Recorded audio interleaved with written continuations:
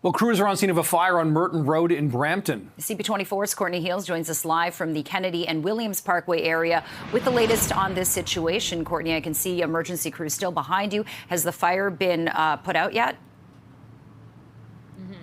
It looks like it, Jen. We're not getting too much information from Brampton fire officials, at least not yet. But as you say, they're still on scene here. It looks as though they're just monitoring for any hot spots. They've been here for a couple of hours now. You mentioned this is Merton Street. It's a quiet residential street in a suburb in Brampton. The home that caught fire right in front of us here, we're just across the street. What we're hearing more from neighbors than anything is that the fire started in the shed of this home. This was at about 3 in the morning.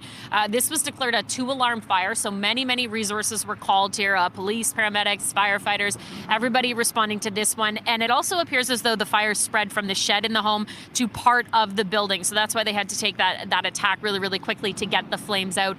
We're not hearing of any injuries at this point. We've reached out to local paramedics and police. They're not saying anything either. We just know on social media, Brampton Fire saying that they've cleared the scene in terms of like the fire spreading any further. So that's the good news. Of course, they just kind of position themselves on standby in case anything else changes and they have to jump in for a hot spot.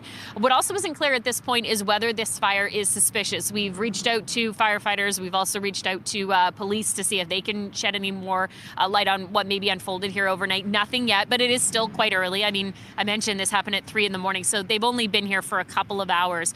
They're likely also holding this scene as part of the investigation to get a sense of where this fire started and whether anything is a little bit unusual on that. So we'll, of course, stay in touch with those officials, get a sense, of course, of what's going on. As soon as we know, we'll let you know.